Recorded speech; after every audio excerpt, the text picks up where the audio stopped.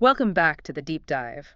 Today, we're plunging into a topic that affects every single one of us, really, from global headlines right down to our daily lives: national security. It really does. It's such a vast landscape, isn't it? Covering everything from the unseen work of intelligence agencies to how nations protect their borders. And even how they define what a threat actually means. It's fundamental. Absolutely. We've got a fascinating stack of sources here, articles, some research papers. They really break down the complexities. We're talking terrorism, India's security setup, how warfare itself is changing. Yeah, quite a bit to get through. Think of this as your shortcut, to understanding a really complex topic without wading through everything yourself. Right. Our mission today is basically to unpack these layers, turn what often feels like dense, heavy information into clear insights for you. Sort of like a deep coffee discussion. Exactly. Where we explore maybe some surprising facts, connect the dots on how India is navigating these really intricate security challenges. Ready to dive in? Let's do it. And speaking of challenges, maybe we should start with something fundamental. Even defining terrorism. It sounds straightforward, but it's incredibly tricky. Oh, absolutely. Nations often disagree. I mean, why do you think a universal definition, say, at the UN, remains so elusive? Especially when ideas like national liberation come into play? That's the crux of it, really. Yeah. It's where different perspectives just clash significantly. Take the FBI in the U.S. They define terrorism as unlawful force or violence intended to intimidate or coerce governments or populations for political or social goals. Pretty clear from their view. Okay. But then you look at India's own eighth report of the Second Administrative Reforms Commission. It offers a slightly different lens. How so? It describes terrorism more as repeated violent actions by clandestine actors, hidden actors, targeting people randomly or specifically Right. to scare or manipulate a wider audience. It's about the intimidation, the propaganda. So the core hurdle is that clash of perspectives, what Yeah. one group calls terrorism. Another might genuinely see as a freedom struggle. That's the deadlock, often. That makes perfect sense. So, okay, if definitions vary, how do we identify the common threads? What are the key characteristics that usually define a terrorist act, no matter who's defining it? You mentioned 9/11 earlier. Exactly. And when we connect this to the bigger picture, despite the very definitions, some characteristics consistently pop up. Like what? Well, we're definitely talking about deliberate violent acts. They're aimed at achieving political or ideological goals, maybe forcing a government's hand. They're often designed, really designed, to grab maximum public and media attention. Think big symbolic targets. Right, aiming for that widespread fear, beyond just the immediate victims, like the Mumbai blasts in '93. Precisely, that ripple effect of fear. Plus, there's usually a clear disregard for international laws. Yeah. And a really significant reliance on effective propaganda, and these days, increasingly, online radicalization. It shows how adaptable these groups are, constantly changing tactics. Absolutely, they evolve. What's also surprising, looking at our sources, is just the sheer variety of causes that can fuel terrorism. It's not just one single thing, is it? Oh, not at all. The causes are incredibly diverse, and often, they interact in complex ways. Yeah. It's rarely just one trigger. So give us some examples. Okay, think about political instability. Like the chaos during the Syrian civil war, that kind of power vacuum allowed ISIS to rise, right? Yeah, makes sense. Or religious extremism. The Taliban in Afghanistan, enforcing their harsh rule that's driven by a specific interpretation of religion. Okay. But it's also about socioeconomic disparities. We've seen groups like Al-Shabaab recruit very effectively in impoverished parts of Somalia, exploiting grievances. So poverty and lack of opportunity can play a big role. A huge role. Then you've got factors like foreign interventions, ethnic or sectarian tensions, like the Rohingya crisis fueling groups like RSA, even strategic motives, like Hamas using violence tactically against Israel. And technology now. Online radicalization, you mentioned. Yes, and the simple availability of illicit weapons. It all feeds in, which, raises an important question for you listening. When you think about current global conflicts, how many of these underlying factors do you actually see at play simultaneously? It's often a mix. It really highlights how multifaceted the problem is. And speaking of variety, our sources categorize different types of terrorism too, which might surprise some people. Definitely. Beyond the ones maybe most people think of, we have ethno-nationalist terrorism, the Tamil Tigers, or some insurgencies we've seen in India's northeast. Right, focused on a specific ethnic group or region. Then religious terrorism, ISIS, Al-Qaeda are the big examples.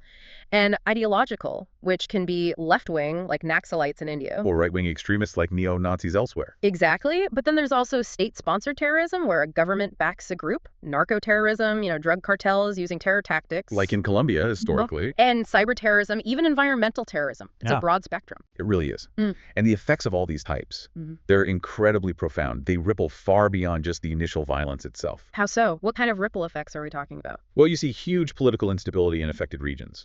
Economic disruption, it hits growth, tourism tanks. Think about Spain's Basque region during the ETA conflict. Okay. Then there's the long-term psychological damage, PTSD in survivors, fear in whole communities, direct human rights violations, obviously. And sometimes cultural destruction, too. Sadly, yes. Yeah. Remember the Taliban destroying the Bamiyan Buddhas? A deliberate attack on heritage. It can also erode the rule of law, which sometimes leads to more organized crime filling the vacuum, and it definitely strains international relations. Creates diplomatic crises, leads to stricter security everywhere. Exactly. So terrorism isn't just the bomb or the attack, it's that deep, pervasive ripple effect across society. So given this really complex threat, how does a diverse nation like India build a robust defense? What's the framework look like, and what are the internal challenges? All right, India actually has a pretty robust institutional setup on paper. On the intelligence front, you've got the Intelligence Bureau, the IB. They handle internal security. Yeah, internal security, counterterrorism intelligence within India.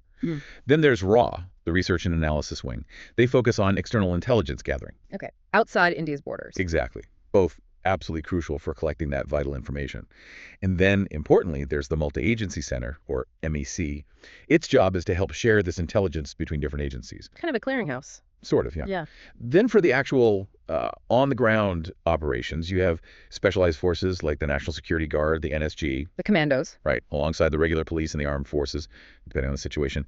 And when it comes to investigating these often very complex terror cases, the National Investigation Agency, the NIA, takes the lead. And they operate under specific laws. Yes, several key ones. There's the Unlawful Activities Prevention Act, UAPA. It gives broader powers to detain and investigate terror suspects. Right. There's the National Security Act, NSA, which allows for preventive detention, and the Prevention of Money Laundering Act, PMLA, which specifically targets the financial networks trying to cut off the money supply.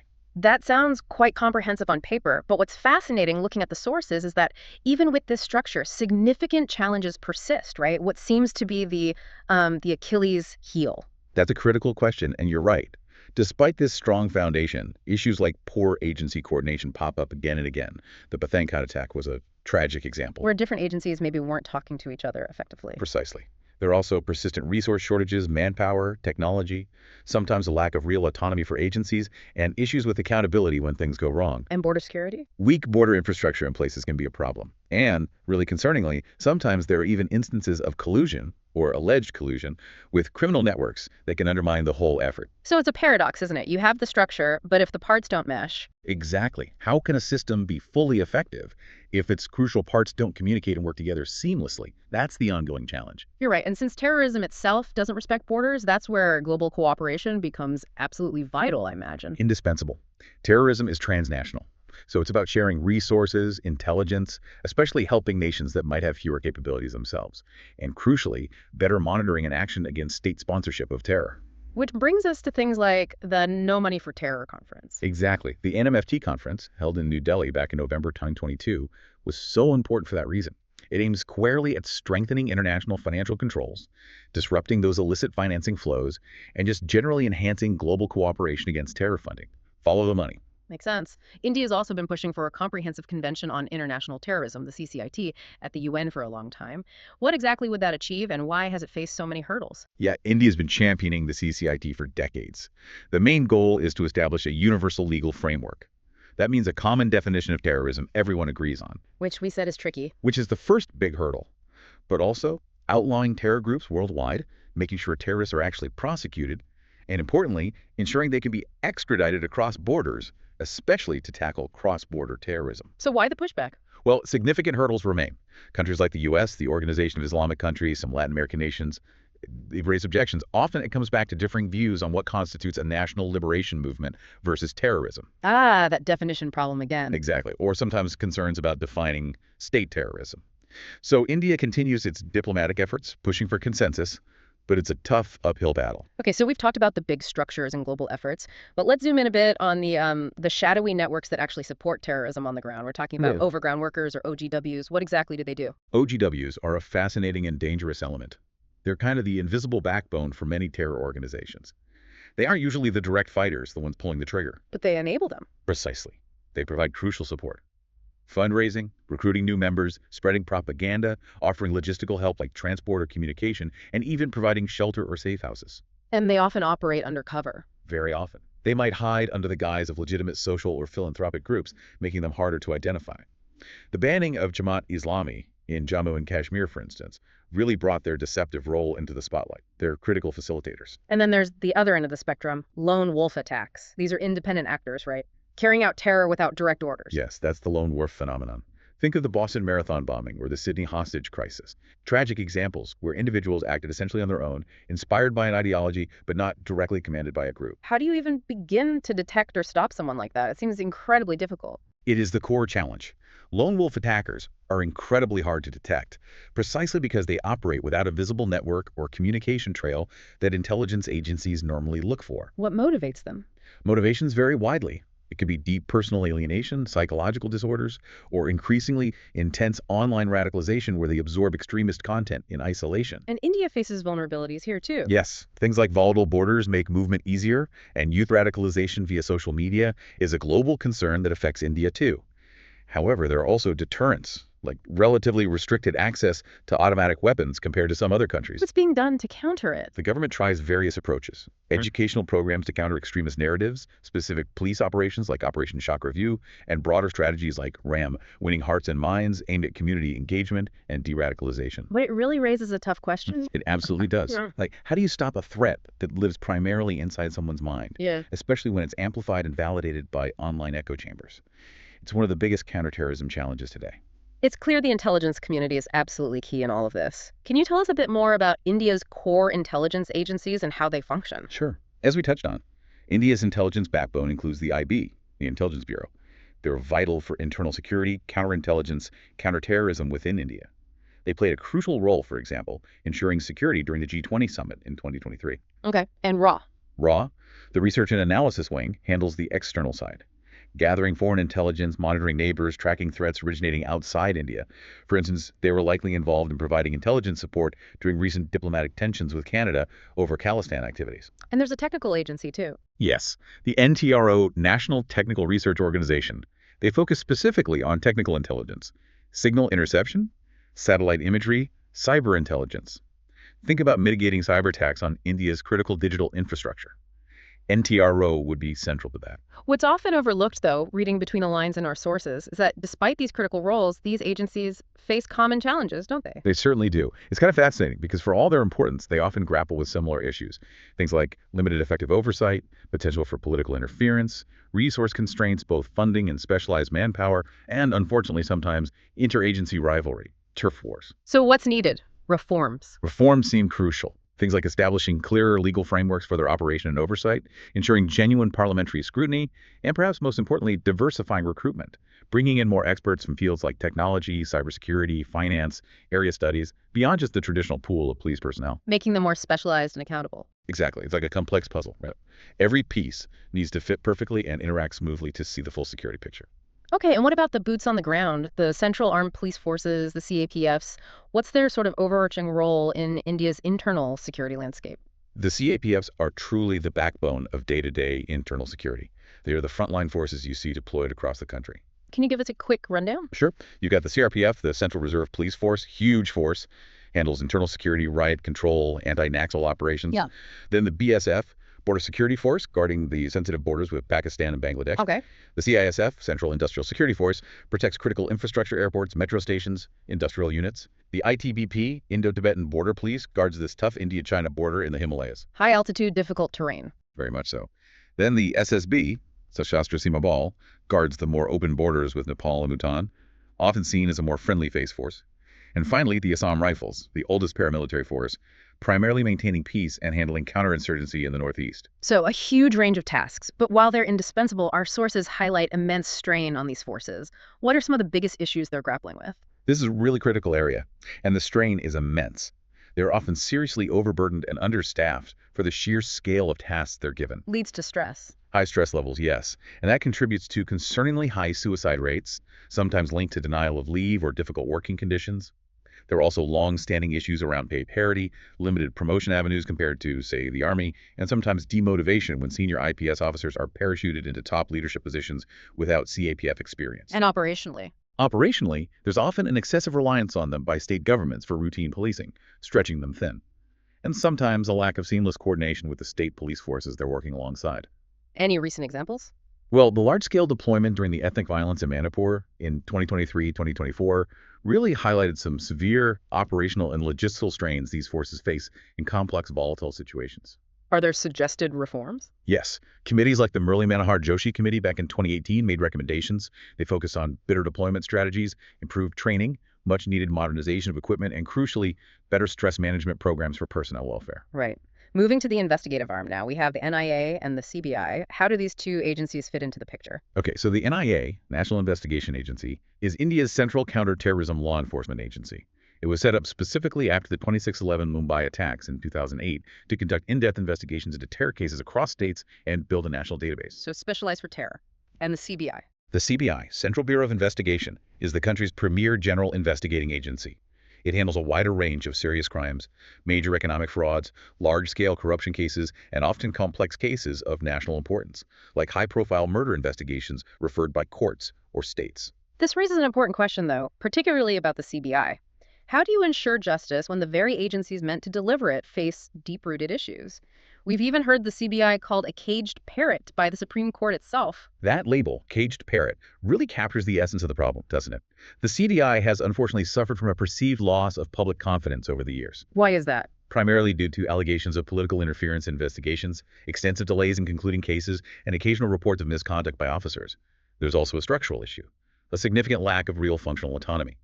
They often rely on state governments for permission to even start investigating cases within a state, which can be a huge bottleneck. So what's the way forward for an agency like the CBI? The consensus seems to be granting them a truly autonomous legal framework, perhaps a dedicated CBI Act, insulating them much more effectively from political interference. Also, building their own dedicated cadre of investigators rather than relying heavily on temporary deputations from police forces. More independence, more accountability. Okay. And what about the state police forces? They're the most visible arm of law enforcement for most citizens. What are their significant challenges? State police forces face enormous challenges, really systemic ones. Massive human resource shortages are a major issue across almost all states. India's police-to-population ratio is way below international standards. And deployment. Skewed deployment is another problem. Far too many personnel get diverted for VIP security duties, leaving regular policing understaffed. There's also very poor representation of women in the force, which affects how they handle crimes against women. What about training and equipment? Training is often outdated, especially when it comes to modern challenges like cybercrime investigation. And they suffer from severe infrastructure deficits. Many police stations lack basic necessities like reliable communication, vehicles, or forensic kits. And the same issues of interference and outcomes. Political interference in postings, transfers, and even investigations is unfortunately common. And this often leads to poor investigative outcomes, low conviction rates, and a lack of public trust. So what reforms are needed there? Reforms are desperately needed across the board. Accountability is key things like establishing independent police complaint authorities, as mandated by the Supreme Court directives in the Prakash Singh case, but implementation has been patchy. And training, modernization. Much better training is vital focus on human rights, gender sensitivity, community policing approaches. Modernization is essential, especially setting up dedicated cybercrime wings in every district, and seriously addressing the human resource issues, recruitment, stress management, better working conditions, defined career progression is crucial to improve morale and effectiveness. Now, here's where things get really interesting, based on our sources. India's overall security approach seems to be shifting subtly. There appears to be a noticeable move from a purely defensive stance to something more proactive, maybe even aggressive, especially towards state sponsors like Pakistan. Yes, that's a significant trend observers have noted. There seems to be a move towards imposing tangible costs, economic, diplomatic, even military, on state sponsors of terrorism. What does that look like in practice? It involves things like the cross-border strikes that were conducted, more vigorous international diplomatic campaigns to isolate countries seen as supporting terror, and more assertive invocation of Article 51 of the UN Charter, the right to self-defense. What are the strategic implications of such a shift? Well, the main implication is sending a clear message of zero tolerance for state-sponsored cross-border terrorism. The idea is to significantly raise the cost for sponsors and enhance deterrence. Are there risks? Of course. The main risk is potential escalation of conflict. But the bigger picture here is that the nature of threats themselves is changing, forcing India, like other countries, to adapt its strategies. Like what kind of new threats? Well, we're seeing the rise and increasing sophistication of transnational organized criminal groups, or TNOs. These aren't just local gangs. They operate globally, Doing what? engaged in drug trafficking, arms smuggling, human trafficking, massive financial fraud, and increasingly cybercrime. Think of networks like D Company or the Haqqani network, which often blur the lines between crime and terrorism. They exploit legal loopholes between countries and use advanced digital technologies to operate. And then there's this term hybrid warfare. What exactly does that entail, and how is India countering it? Hybrid warfare is a fascinating and slippery concept. It essentially blends conventional military means with non-conventional tactics, Such as? such as cyber attacks targeting critical infrastructure, the use of proxies or deniable forces, weaponizing information through propaganda or disinformation campaigns, and economic coercion. Can you give an example related to India? China's past issuance of stapled visas to Indian citizens from Arunachal Pradesh could be seen as a form of information warfare subtly challenging sovereignty without direct military action. The advantage for the aggressor is deniability and cost-effectiveness. It avoids the risks of full-scale military escalation. So how does India counter this complex threat? India's countering this on multiple fronts. Developing indigenous weapon systems reduces reliance on foreign suppliers. There's a move towards creating integrated theater commands for better jointness among forces. And significantly, establishing a dedicated defense cyber agency to bolster capabilities in the cyber domain, which is a key hybrid battleground. Drones are definitely a part of that new landscape, too. They seem like a complete game changer in modern warfare. What makes them so impactful? Their impact is undeniable, really revolutionary in some ways. They are incredibly cost-effective, especially compared to manned aircraft for surveillance and reconnaissance, and increasingly for precision strikes. And safer for personnel. Dramatically reduces risk to your own personnel. That's a huge factor. And importantly, they level the playing field somewhat, allowing smaller nations or even non-state actors to acquire sophisticated aerial capabilities that can challenge conventional militaries. They can also be used for logistics, search and rescue. Many applications. But while they offer advantages, they also pose significant security concerns, especially for India, right? Yeah. So, Yes, this is a critical challenge. Drones are increasingly being used by terrorist groups for attacks, small drones carrying explosives, and perhaps more pervasively, for smuggling. smuggling what? Drugs, arms, counterfeit currency across porous borders.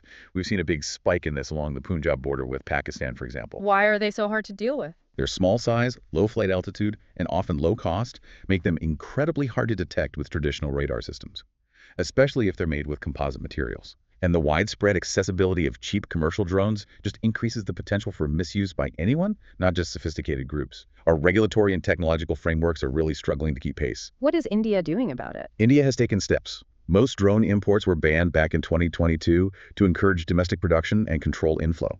There's a big push for developing indigenous drone and anti-drone technology. And DRDO's anti-drone system, which can detect, jam, and even destroy hostile drones, is being deployed at critical locations. But it's an ongoing cat-and-mouse game. Another absolutely paramount area, given India's geography and economy, must be maritime security. Indeed, hugely important. You have to remember, something like 90% of India's trade by volume and about 70% of its energy imports travel via sea routes. It's the economic lifeline. And threats have emerged from the sea. Tragically, yes. The most notable example being the 26/11 Mumbai attacks, where the terrorists arrived via sea. And looking strategically, China's growing naval presence and influence in the Indian Ocean region only heightens the need for robust maritime security. What measures are in place? There's been an effort to upgrade coastal policing capabilities, including the marine police forces in coastal states. Things like installing automatic identification systems and RFID tagging on fishing boats are meant to create better maritime domain awareness, basically, knowing who is where in our coastal waters. But coordinating between Navy, Coast Guard, and state police remains complex. This raises that important question again. How do you ensure seamless coordination across different defense branches, Army, Navy, Air Force, especially with all these evolving, overlapping threats? That's precisely where the concept of integrated theater commands, or ITCs, comes in. The goal is to unify the operational command of the Army, Navy, and Air Force under a single commander within a specific geographical area or theater. What's the benefit? The main aims are to improve efficiency, synergy, and optimize resource allocation. Basically, get the different services working together more effectively as one fighting force, rather than in separate silos. Lessons from past conflicts, like Kargil, highlighted coordination challenges that ITCs aim to fix. Are there challenges to implementing this? Oh yes, there are significant challenges. Things like traditional inter-service rivalry over roles and resources, differences in doctrine and culture between the services, and simply the lack of previous experience in large-scale joint operational command structures. It's a major structural reform that's still being worked through. Makes sense. Finally, let's just quickly touch on some foundational doctrines and organizations that underpin national security. First, the Indian Coast Guard. Right. The Indian Coast Guard, established back in 1978, is absolutely vital. They are the primary agency for enforcing maritime law in our territorial waters and exclusive economic zone. What do they do specifically? They patrol our coastal waters, prevent illegal fishing and smuggling, conduct search and rescue operations, protect marine environment, a wide range of duties. They often have overlapping responsibilities with the Navy further out and state marine police closer inshore. They're our first line of defense at sea. day to day. And internationally. Interpol. Interpol, founded way back but formalized in 1956, is crucial for international police cooperation. It's not an international police force itself, but it facilitates cooperation between police forces of its 195 member countries. How? Primarily through secure communication channels and databases. They issue various color-coded notices, red notices for wanted fugitives, for instance. They play an indispensable role in combating transnational crime, terrorism, cybercrime, drug trafficking, human trafficking, by enabling police forces to share intelligence and track criminals across borders. Okay, and what about India's nuclear doctrine? What are its core principles? India's nuclear doctrine, formally adopted after the 1998 tests, operates on a few key publicly stated principles. The first is no first use, or NFU, meaning India pledges not to be the first to use nuclear weapons in a conflict, and importantly, never to use them against the state that doesn't possess nuclear weapons. Okay, what else? Second is credible minimum deterrence. This means maintaining just enough of a survivable nuclear arsenal to deter any adversary from launching a nuclear attack on India without getting into an arms race or excessive stockpiling. And if deterrence fails. That's the third principle, massive retaliation. The doctrine states that any nuclear attack on Indian territory or Indian forces anywhere will be met with a massive retaliatory strike designed to inflict unacceptable damage. Who controls the weapons? Crucially, the command and control structure is firmly under civilian political leadership through the Nuclear Command Authority. Is the doctrine debated? Well, yes. While it provides a stable framework, there's always discussion, particularly around clarifying the response to, say, a major chemical or biological weapons attack. And some analysts occasionally question the no first use policy, especially given the evolving security environment and risks from non-state actors potentially acquiring WMDs. But officially, NFU remains the policy. And speaking of biological threats, the Biological Weapons Convention, the BWC, is the main international agreement there, isn't it? It absolutely is. The BWC has been in effect for nearly 50 years now, signed by 188 countries. Its core purpose is straightforward: to prohibit the development, production, stockpiling, acquisition, or retention of biological weapons. Sounds good, but does it work? What are the challenges? It faces significant challenges, unfortunately. A major one is the dual-use risk. Much legitimate biological research for medical or defensive purposes uses pathogens and technologies that could potentially be misused or weaponized. Drawing that line is hard. And verification. That's the biggest weakness. Unlike the Chemical Weapons Convention, the BWC lacks stringent, legal binding verification mechanisms. There's no international inspectorate. Much of the data submission on relevant activities is voluntary. So it relies on trust. Largely, yes. And the BWC's own implementation support unit is very small and lacks adequate staff and resources. So strengthening enforcement is a constant discussion. How could it be strengthened? Ideas include creating rotating expert groups for peer review audits, possibly using AI and big data analysis to monitor global research for suspicious patterns, tightening controls on the transfer of dangerous pathogens, especially to non-state actors, and generally enhancing global cooperation and transparency in biological research. All right, so we've really taken a deep dive into some incredibly complex but absolutely vital areas of national security today. Let's maybe quickly hit the highlights again, just for active recall for everyone listening. Good idea.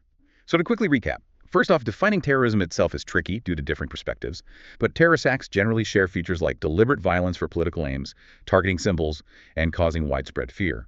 Causes are diverse, types vary, and the effects ripple widely. Right. And India has a structured setup to counter this: intelligence agencies like IB and RAW, operational forces like NSG, investigative bodies like NIA, under laws like UAPA. But it faces real challenges. Coordination gaps between agencies, resource shortages.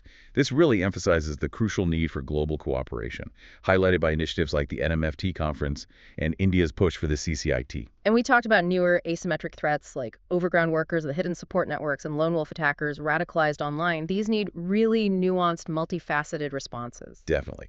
Then we looked at India's core security agencies: intelligence, IB, RAW, NTRO, the Central Armed Police Forces, CRPF, BSF, etc., investigative agencies, NIA, CBI, and the state police, all indispensable. But all needing significant reforms: better oversight, more autonomy from political interference, modernization, addressing personnel welfare and accountability. That came through strongly.